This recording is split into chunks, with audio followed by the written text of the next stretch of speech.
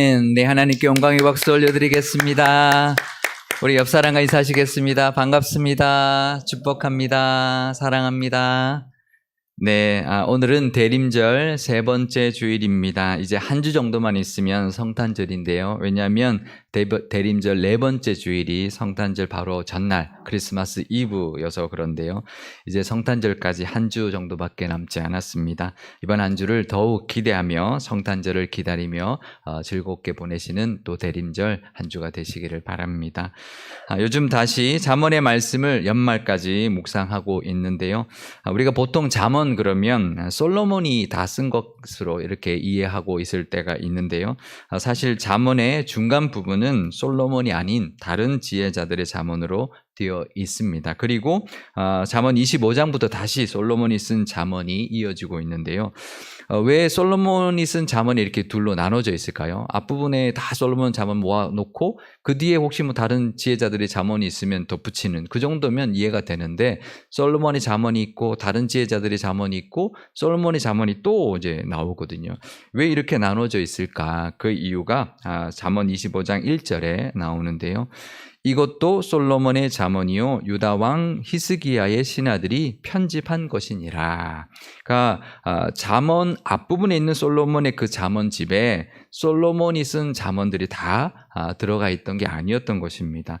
열왕기상 4장에 보면 솔로몬이 지은 잠언이 3,000가지였다라고 기록해주고 있습니다. 그러니 이제 잠언 앞부분에 실리지 않았던 솔로몬이 쓴 잠언들이 있었던 것이죠. 그래서 솔로몬 왕의 사후에 한 200년이 지나서 히스기야 왕 때 왕이 신하들에게 명령해서 솔로몬의 잠언들 중에 그 잠언에 들어가 있지 않은 그 잠언들 중에서 선별해서 잠언의 말씀에 추가해라 이렇게 명령을 했던 것이죠. 그래서 잠언 뒷부분에 솔로몬이 쓴 잠언들이 다시 더해져 있는 것인데요. 이 잠언들을 보면 앞부분에 솔로몬이 쓴 잠언들과 이제 보면 거기에서 나오지 않았던 말씀들이 제법 많이 나옵니다. 그래서 은혜가 참 되는 그런 말씀인데요. 오늘 나누고자 하는 말씀 외에도 우리가 기억해두면 좋은 말씀들이 많아서 몇 구절만 함께 나누고 오늘의 본문 말씀으로 들어가 보려고 합니다. 잠언 25장 4절 말씀입니다. 은에서 찌꺼기를 제하라. 그리하면 장색에 쓸만한 그릇이 나올 것이요. 그러니까 은에서 찌꺼기를 제거해야 은장색이 쓸만한 그런 이제 은그릇을 만들 수 있다라는 거죠.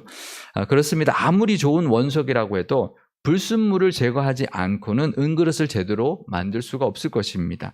왜냐하면 작은 불순물이 전체를 망치기 때문인데요. 이걸 또 이렇게도 우리가 볼 수 있을 것입니다. 우리가 때로는 섣부르게 서두르다가 일을 그르치는 경우가 있는데 그러지 말고 차근차근 잘 해야 된다라는 말씀으로 우리가 보아도 될 것입니다.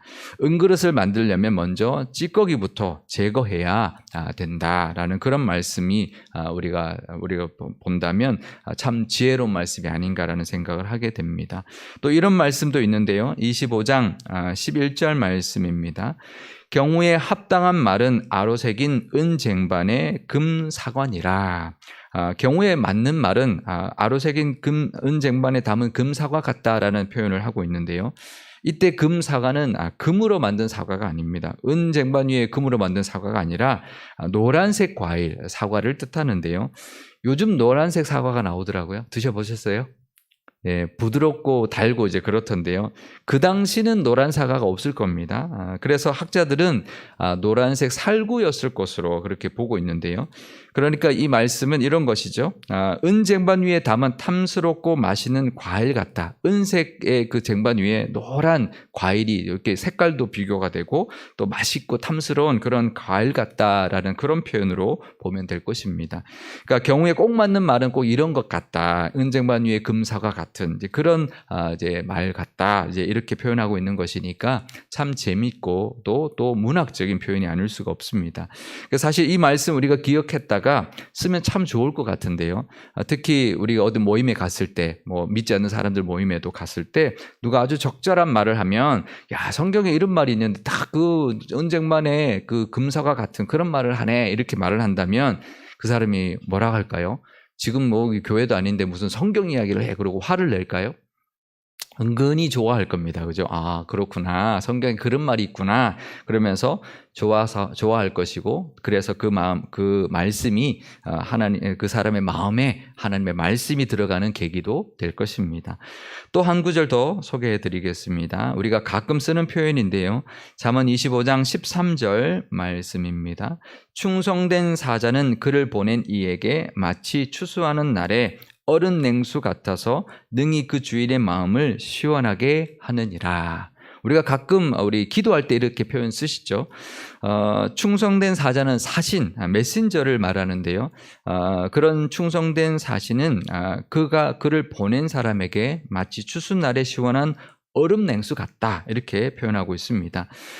이 표현도 우리가 배경을 좀 안다면 더 잘 쓸 수가 있을 텐데요. 먼저 이제 추수는요, 이스라엘 백성들이 여기서 말하는 추수는 우리나라의 가을 추수가 아닙니다. 여기는 이스라엘은 밀과 보리를 주로 주식으로 사용하기 때문에 가을 추수가 아니라 이제 그 초여름 추수입니다. 그래서 5월과 6월에 추수를 하는데요. 그때 그 지역은 매우 덥고 건조합니다.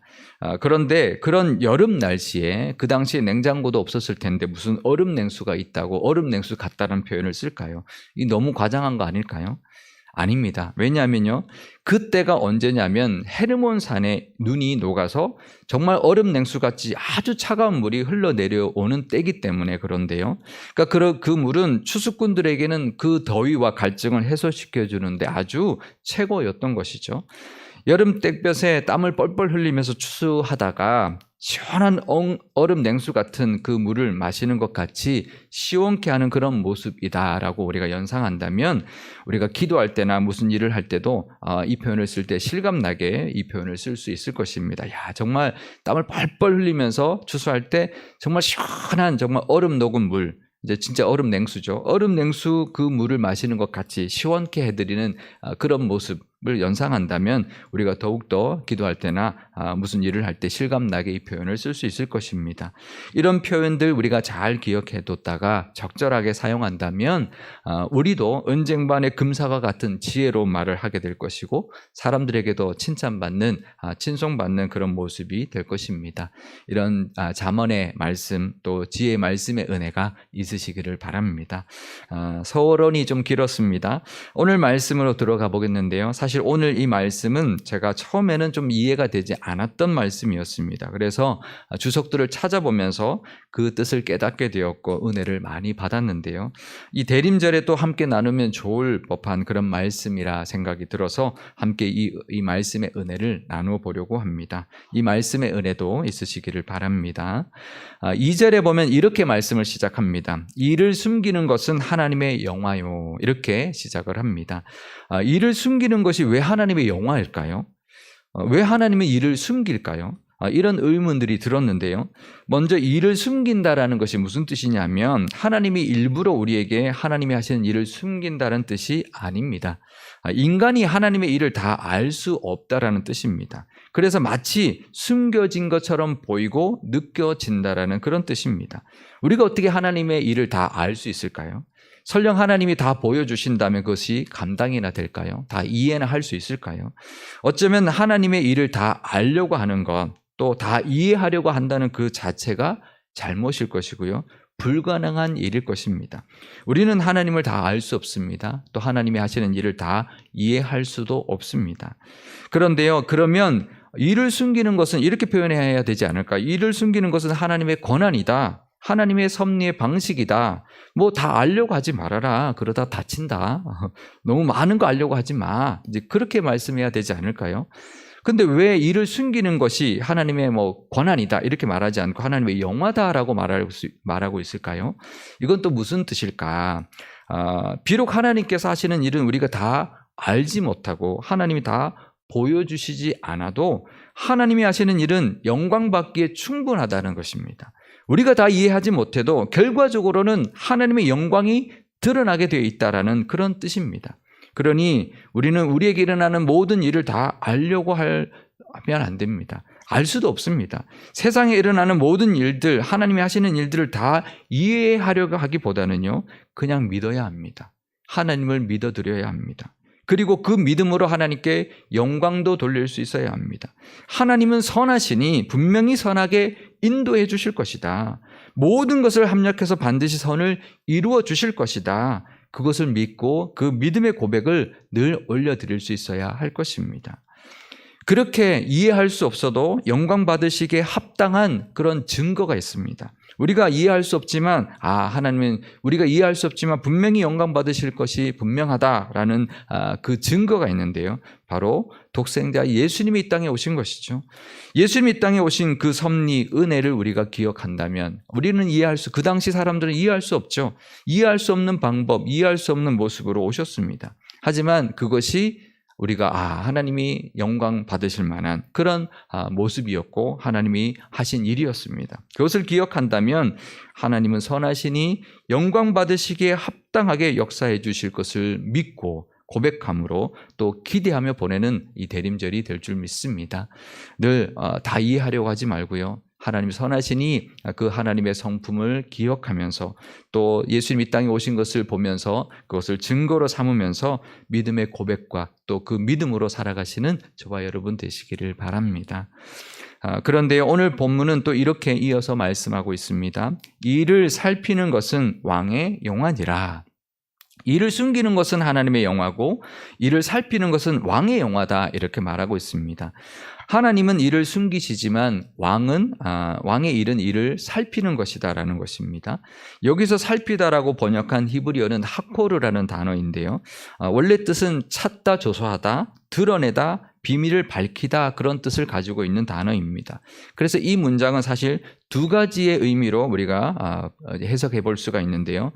먼저는 하나님이 숨기신 일을 찾고 그 섭리의 비밀을 밝히는 것이 왕이 해야 하는 일이다 이렇게 볼 수가 있을 것입니다. 왜냐하면 하나님께서는 믿는 이들에게 하나님이 하시는 일을 알려주시고 깨닫게 해주시기 때문입니다. 그 예가 아브라함에서 찾아볼 수 있는데요. 아브라함에게 천사들이 찾아왔을 때 아브라함이 그 천사들을 대접하는 장면이 창세기 18장에 나옵니다. 그때 천사들이 이 땅에 온 이유가 있습니다. 소돔과 고모라를 심판하러 왔던 것인데요. 그들이 아브라함의 대접을 받고 소돔과 고모라를 향하여 떠나면서 이렇게 말하는 장면이 나옵니다. 창세기 18장 17절 말씀입니다. 여호와께서 이르시되 내가 하려는 것을 아브라함에게 숨기겠느냐. 그러니까 이 세 천사 중에 한 분은 하나님이셨던 것이고요. 하나님께서 직접 아브라함에게 이렇게 말씀하시는 거죠. 내가 하는 일을 아브라함에게는 숨기지 않겠다 이렇게 말씀하셨던 것이죠. 이처럼 하나님께서는 하나님이 사랑하시는 자, 하나님의 뜻을 깨달으려고 하는 자에게는 아브라함처럼 하나님의 일을 보여주시고 깨닫게 해주십니다. 그 역할이 바로 왕이 해야 되는 역할이고 그럴 때 그 왕이 영광 받을 일이다라는 것입니다. 하나님의 백성의 나라 이스라엘을 다스리는 왕이라면 하나님이 하시는 일을 볼 수 있는 믿음의 눈이 있어야 할 것입니다. 또 그 섭리를 깨닫는 지혜도 있어야 할 것입니다. 그리고 난 다음에 그 하나님의 일을 백성들에게 가르치고 또 하나님이 하시는 일에 합당하게 이 백성들을 이끌어야 할 것입니다. 그것이 바로 이스라엘의 왕이 해야 되는 역할이고 해야 되는 영광, 받아야 할 영광이라는 것입니다. 또 다른 모습으로 우리가 또 해석을 해볼 수가 있는데요. 왕으로서 백성과 나라 일을 잘 살피는 그것이 왕이 해야 되는 역할이고 영광 받을 모습이다라는 것으로도 해석할 수가 있을 것입니다. 그렇습니다. 왕은 그래야 합니다. 자기가 원하는 것, 자기에게 필요한 것, 자기 유익만을 챙기며 사는 사람은 왕이라고 우리가 볼 수 없죠. 왕은 그래서는 안 될 것입니다.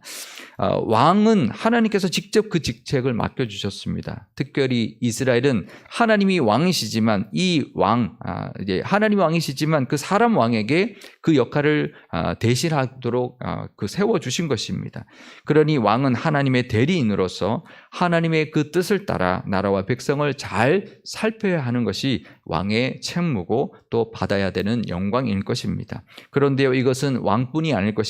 그 당시의 왕에게 한 말이라면 지금 이 시대에는 왕 같은 제사장으로 부르심을 입은 우리에게도 적용할 수 있는 마찬가지로 볼 수 있는 말씀일 것입니다.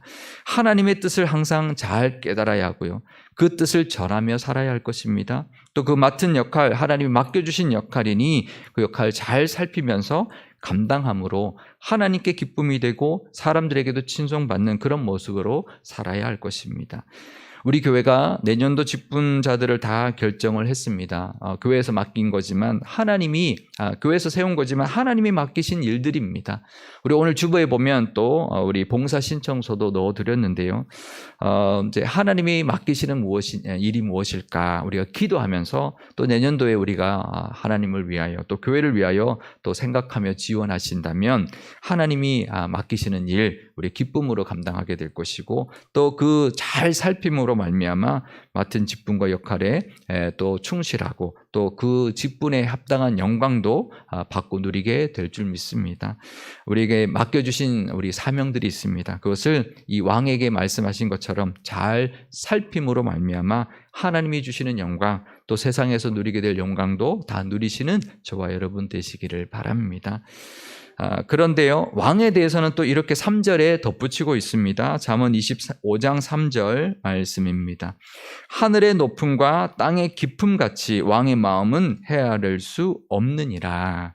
이 말씀은 왕이 나라와 백성들을 살피고 하나님의 뜻대로 판단하고 결정하고 나아간다 하더라도 사람들이 다 이해해주지 못할 때가 있다는 것입니다. 사람이 하나님의 일을 다 이해할 수 없듯이 백성들이 왕의 깊은 마음과 높은 마음까지 다 헤아려 주지 못할 때가 있다는 것이죠. 그러면 그럴 때 왕은 참 외롭고 힘들 때가 있습니다. 왜냐하면 사람들의 그 생각이 다 다르고요. 또 원하는 것이 다 다르기 때문에 왕이 판단하고 결정하는 것을 다 알아주지 못할 때가 있는 것입니다. 하지만 왕은 어쩔 수 없이 최선의 선택을 할 수밖에 없고 그것이 그래도 하나님 보시기에 가장 합당한 모습이라고 믿고 나아갈 수밖에 없는 것이죠. 그렇더라도 때로는 비난받을 수가 있고 원망을 들을 수도 있습니다. 하지만 하나님 앞에 바로 서 있다면 하나님께서 그 마음을 알아주실 것이고 또 그 결정과 그 일에 지지해 주실 것입니다. 그리고 나중에는 사람들에게도 이해해 줄 날이 반드시 오게 될 것입니다. 우리도 그렇습니다. 왕뿐만 아니라 우리도 마찬가지죠. 때로는 사람들이 알아주지 않을 때가 있습니다. 그렇다 하더라도 하나님 앞에 우리가 바로 서 있다면 하나님께서 다 아십니다. 다 보고 계십니다. 그리고 하나님께서 반드시 선한 길로 인도해 주실 것입니다. 그러니 하나님께 모든 영광 돌리며 하나님이 알아주시면 그것으로 족하다, 충분하다 여기며 꿋꿋하게 살아가시기를 바랍니다. 하나님의 뜻대로 하나님이 기뻐하시는 모습으로 하나님이 맡기신 역할 잘 감당한다면 하나님이 기쁘게 받아주실 것이고요. 그 직분과 그 역할에 합당한 영광도 반드시 누리게 해주실 줄 믿습니다. 그 은혜를 바라보시는 저와 여러분 되시기를 바랍니다. 이 땅에 오신 예수님이 바로 이 말씀대로 사셨습니다. 예수님이 이 땅에 오신 것을 사람들은 처음에는 알지 못했습니다. 요한복음 1장 5절 말씀입니다. 빛이 어둠에 비치되 어둠이 깨닫지 못하더라. 하나님의 아들이신 예수님이 이 땅에 빛으로 오셨지만 이 어두운 세상은 그 빛을 알아보지 못했습니다. 세상의 모든 사람들이 다 알 정도로, 다 아는 모습으로 하나님의 아들이라는 것을 분명하게 깨닫는 모습으로 이 땅에 오신 것이 아니었기 때문입니다. 마치 감추어진 모습처럼, 마치 숨겨진 모습처럼 이 땅에 오셨기 때문입니다.